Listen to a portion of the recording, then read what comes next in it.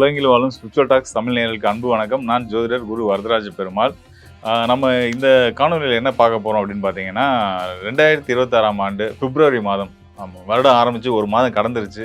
காலம் ரொம்ப வேகமாக ஓடிட்டுருக்கு. அந்தளவுக்கு நம்மளோட வளர்ச்சி இருக்கா அப்படின்றதெல்லாம் நம்ம பார்க்க போகிறோம். பிப்ரவரி மாதம் அந்த வகையில் நம்மளுடைய வளர்ச்சிக்கு எந்த அளவுக்கு துணையாக இருக்க போகுது, அதுக்கான கோச்சார நிலைகள், கிரக நிலைகள் ஒவ்வொரு ராசிக்காரர்களுக்கும் எப்படி இருக்க போகுது அப்படின்னு பார்க்க போகிறோம். இந்த மாதம் வந்து ரொம்ப ஒரு முக்கியத்துவம் வாய்ந்த மாதமாக நம்ம பார்க்க வேண்டியிருக்கு. காரணங்கள் என்னென்னு கேட்டிங்கன்னா, கிரக யுத்தம்னு சொல்லுவாங்க இல்லையா? அதாவது ஒரு ராசியில் ஒன்றுக்கு மேற்பட்ட கிரகங்கள் சேரக்கூடியது வந்து பார்த்திங்கன்னா, அதாவது 2 கிரகங்கள், 3 கிரகங்கள், 4 கிரகங்கள் இப்படியெல்லாம் சேர்றது வந்து ரொம்ப ரொம்ப அபூர்வமான அமைப்பு தான். சேரும், அது நடக்காதுன்றது கிடையாது, கண்டிப்பாக நடக்கும் தான். ஸோ அதில் இந்த மாதம் வந்து இந்த வருஷம் 2026 வந்து பார்த்திங்கன்னா ஒரு ரொம்ப அபூர்வமான ஒரு நிகழ்வுன்னே கூட சொல்லலாம். 6 கிரகங்கள் வந்து ஒன்றா சேர போகிறாங்க நம்ம கும்ப ராசியில். ஸோ கும்ப ராசியில் வந்து 6 கிரகங்கள் சேர்க்கை. கிட்டத்தட்ட எல்லா கிரகமும் உள்ளே வந்த மாதிரி தான். குரு மட்டும் தனிச்சிருக்காரு. சந்திரன் 4 கிரகம்ன்றனால அவர் ஒவ்வொரு ராசிக்கு பயணிச்சுக்கிட்டு இருப்பார். ஸோ இந்த மாதிரி இந்த பிப்ரவரி மாதம் முழுத வந்து கும்பராசியில் 6 கிரக சேர்க்கையோடு இருக்கக்கூடிய நிலையில் இந்த பிப்ரவரி மாதம் உங்களுக்கு என்ன மாதிரி ஒவ்வொரு ராசிக்காரர்களுக்கும் மேஷம் முதல் மீனம் வரையான 12 ராசிக்காரர்களுக்கும் என்ன மாதிரியான பலன்கள் கொடுக்க போகுதுன்னு பார்க்க போகிறோம். தொடர்ந்து காணொலி பாருங்கள், உங்களுக்கு நிச்சயமாக பயனுள்ளதாக இருக்கும்.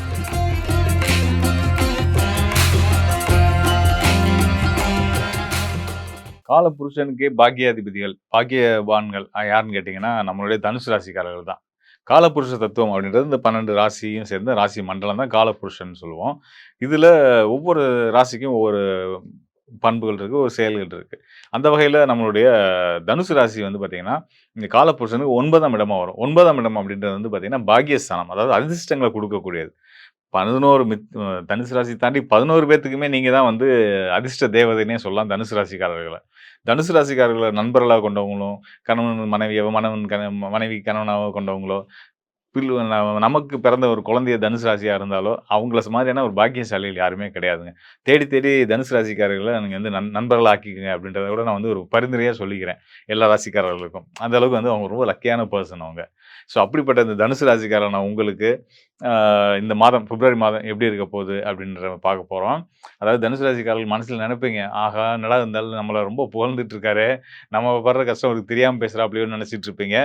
அதெல்லாம் கண்டிப்பாக வாழ்க்கைனா கஷ்ட நஷ்டங்கள் கண்டிப்பாக இருக்க தான் செய்யும். அதையும் தாண்டி சிறப்பான ராசி, உங்களோட ராசிநாதனுடைய அம்சங்கள் இதெல்லாம் வச்சு நான் சொல்லியிருந்தேன். அது போக இப்போ ப்ரெசென்ட்டில் கோச்சார நிலை, கிரக நிலைகள் உங்கள் ராசிக்கு என்ன மாதிரி இருக்குது அப்படின்றத பார்க்க போகிறோம். அதில் இந்த பிப்ரவரி மாதம் உங்களுக்கு என்ன பலன்களை கொடுக்க போகுது அப்படின்னு பார்க்க போகிறோம். ஸோ அந்த வகையில் பார்த்தோம் அப்படின்னா வந்து இந்த பிப்ரவரி மாதம் துவக்கமே உங்களுக்கு ரொம்ப சிறப்பாக தான் இருக்குது. அதில் சந்தேகம் இல்லை. என்ன காரணம்னு கேட்டிங்கன்னா, உங்களுடைய ராசிநாதனுடைய பார்வை உங்களுக்கு கிடச்சிருச்சு. இது கொஞ்சம் போன மாதம்லாம் வந்து பார்த்திங்கன்னா அதிசாரத்தில் இருந்தார், கடகராசியில் மறைஞ்சிருந்தார், உச்ச பலத்தில் தான் இருந்தார். ஆனால் ராசிநாதன் மறைகிறதுன்றது அவ்வளோ சிறந்த விஷயங்கள் கிடையாது. அவர் இப்போ வந்து வக்ர நிலையில் தொடர்ந்தாலும் கூட உங்கள் ராசிக்கு பார்வையை கொடுக்குற நிலைக்கு வந்துட்டார். ஸோ அவர் உங்கள் ராசிக்கு 7ஆம் இடமான மிதுன ராசியில் தன்னோட சொந்த நட்சத்திரத்தில் இருந்து உங்கள் ராசிக்கு பார்வையை கொடுத்துட்ருக்காரு. இதன் மூலயமா நம்ம ராசிநாதன் நம்மளுடைய ராசியை பார்க்குறாரு அப்படின்றதே வந்து நமக்கு நல்ல பேர், புகழ், செல்வாக்கு, மதிப்பு, பிரபல யோகம், நம்ம செய்த செயலுக்கான நன்மதிப்புகள் நமக்கு கிடைக்கிறது, அதன் மூலயமா பொருளாதாரம் முன்னேறது ஆகிய நல்ல விஷயங்கள் நடக்கும். அது மட்டும் இல்லாமல் சுப காரியங்கள், வீட்டில் நடக்க வேண்டிய நிறைய விஷயங்கள், நம்ம வீடு கட்டுறது, கல்யாணங்க அடுத்தது காது குத்துறது, எல்லாம் இந்த மாதிரி பல சுப காரியங்கள்லாம் ரெகுலராக நீங்கள் வந்து கலந்துக்கிற மாதிரியான விஷயங்கள், அதை நீங்கள் எடுத்து நடத்துகிற மாதிரியான விஷயங்கள், இதெல்லாம் வந்து நீங்கள் சொந்தமாக முயற்சி பண்ணி செய்ய நினைக்கக்கூடிய சுப நிகழ்ச்சிகள் இது எல்லாமே நல்லபடியாக நடத்துறதுக்கான ஒரு வாய்ப்புகளை குருவுடைய ராசி, அதாவது ராசிநாதனுடைய பார்வை வந்து உங்களுக்கு கொடுத்துட்ருக்கு. ஸோ அந்த வகையில் ரொம்ப சிறப்பான மாதமாக தான் இந்த மாதம் துவங்குது. அது மட்டும் இல்லாமல் இந்த மாதம் இன்னொரு முக்கியமான ஒரு அம்சம் ஒன்று இருக்குது. என்னென்னு கேட்டிங்கன்னா, ரொம்ப அரிதான அம்சம் தான் அது. அதாவது உங்கள் ராசிக்கு 3ஆம் இடமான கும்ப ராசியில் 6 கிரகங்கள் வந்து ஒன்று சேர போகிறாங்க. அதாவது ஒரு ராசியில் 2க்கும் மேற்பட்ட கிரகங்கள், 2 கிரகங்கள் சேர்றதே கிரக யுத்தம் தான். அதாவது ஒரு ராசிக்குள்ளே வந்து 2 கிரகங்கள், 3 கிரகங்கள், 4 கிரகங்கள் சேர்றதுன்றது ரொம்ப நடக்கக்கூடிய விஷயம் தான். அதுவே அபூர்வம் தான், 4 கிரக சேர்க்கைன்றது.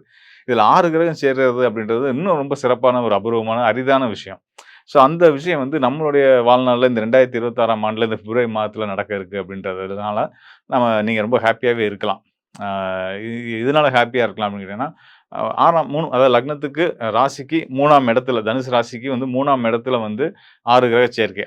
அதாவது 6 கிரகங்கள் வந்து 3ஆம் இடத்துல சேர்றது. 3ஆம் இடம் அப்படின்றது வந்து பார்த்திங்கன்னா உபஜய ராசி. 3ஆம் இடம் மட்டுமில்ல 3, 6, 11 இதெல்லாம் உபஜய ராசின்னு சொல்லுவோம். உபஜய ராசி அப்படின்னா, நம்ம வெற்றிக்கு சப்போர்ட் பண்ணக்கூடிய ஸ்தானங்கள் அப்படின்னு சொல்லுவோம். ஸோ இந்த ஸ்தானங்கள்ல சுபர் இருக்கிறத விட அசுபர்கள் இருக்கிறது நல்லது. ஸோ அந்த வகையில உங்க ராசிக்கு 3ஆம் இடமான கும்ப ராசியில அந்த ராசியுடைய அதிபதி சனி பகவான் வாக்கிய கணிதப்படி அங்க தான் இருந்துட்டு இருக்காரு. அவர் மார்ச் மாதம் தான் பயிற்சியாகி மீனத்துக்கு போறாரு. அத விட முக்கியமா பார்த்தீங்கன்னா, சனி செய்யக்கூடிய செயல்கள வந்து அதுக்கு ஏற்ற மாதிரியே செய்யக்கூடிய இன்னொரு கிரகம் யாருன்னு கேட்டீங்கன்னா, ராகு தான். நிழல் கிரகமான ராகு சனிய போல, அ இன்னொரு நிழல் கிரகமான கேது செவ்வாய போல அப்படின்றது ஜோதிட மொழி. அந்த வகையில வந்து ராகு அங்க தான் இருக்காரு. சனி, ராகு ஏற்கனவே 3ஆம் இடத்துல இருக்கிறாங்க. இவங்களோட உங்க ராசிக்கு 10ஆம் இடத்துக்கு தொழில் ஸ்தானத்துக்கு அதிபதியும், உங்களோட திருமண ஸ்தானத்துக்கு அதிபதியுமான புதன் வந்து போய் சேர போறாரு. அதுக்கு அடுத்ததா சுக்கிரன் போய் சேர போறாரு. கலத்திர காரகன்னு சொல்லக்கூடிய சுக்கிரன் சேர்றாரு. ஆடம்பர காரகன்னு சொல்லக்கூடிய சுக்கிரன் சேர்றாரு. அவர் யார் உங்களுக்கு அப்படின்னு கேட்டீங்கன்னா, 6, 11க்குரிய லாபஸ்தானத்துக்கு அதிபதியா வராரு. அவரும் அங்க 3ஆம் இடத்துக்கு போறாரு. சனி, ராகு, புதன், சுக்கிரன் இந்த 4 பேராச்சா? அதுக்கு அடுத்ததா வந்து உங்க பாக்கியநாதன். உங்க ராசிக்கு பாக்கியநாதன் யாரு அப்படின்னு கேட்டீங்கன்னா, அது அதிர்ஷ்டங்கள குடுக்கக்கூடியவர் யாருன்னா, நீங்க தான் ராசி மண்டலத்தில எல்லாத்துக்கும் பாக்கியத்த குடுக்கக்கூடியவங்க. தனுசு ராசிக்காரங்க. உங்களுக்கு ஒருத்தர் பாக்கியஸ்தான அதிபதியா வருவார் இல்லையா? அவர் யாருன்னு கேட்டீங்கன்னா, சூரியன். தலைமை பண்புகளுக்கு பெயர் போன தலைமை ராசின்னு சொல்லக்கூடிய அரசன்னு சொல்லக்கூடிய சூரியன் தான் உங்களுக்கே பாக்கியத்த செய்யக்கூடியவர். ஸோ அப்படிப்பட்ட அந்த சூரியனும் 3ஆம் இடத்துக்குள்ள போறாரு. அவரும் ஒரு அசுப கிரகமா தான் நம்ம கன்சிடர் பண்ணோம். ஜோதிடத்தில கன்சிடர் பண்றோம். ஸோ அந்த வகையில அவரும் 3ஆம் இடத்துக்கு போறது சிறப்பு தான். இன்னொரு சிறப்பான கிரகமும் அங்க போய் சேரப்போகுது. அவர் யாருன்னு கேட்டீங்க அப்படின்னா, உங்க ராசிக்கு யோகத்த செய்யக்கூடிய, உங்களுடைய வெளிநாட்டு பயணங்கள குறிக்கக்கூடிய செவ்வாய். அ நம்ம அங்காரகன்னு சொல்லக்கூடிய செவ்வாய் வந்து அவரும் போய் சேர்றாரு. அதாவது உங்களுடைய தொழில்காரகன், உங்களோட பாக்கியநாதன், உங்களுடைய முயற்சிய குறிக்கக்கூடிய 3ஆம் இடத்துக்கு அதிபதி மற்றும் உங்களுடைய யோகஸ்தானத்துக்கு அதிபதியான செவ்வாய், இவங்க எல்லாம் சேர்ந்து 3ஆம் இடத்துல இருந்து உங்களுடைய வெற்றிக்கு உதவப் போறாங்க. இவங்கெல்லாம் 3ஆம் இடத்துல இருக்கிறதே நமக்கு ஒரு பெரிய வெற்றி தான். இந்த வெற்றிக்கு இன்னும் மேலும் வலு சேர்க்கிற விதமா, இந்த 3ஆம் இடத்துக்கு உங்களுடைய ராசிநாதனுடைய பார்வை கிடைக்கப் போகுது.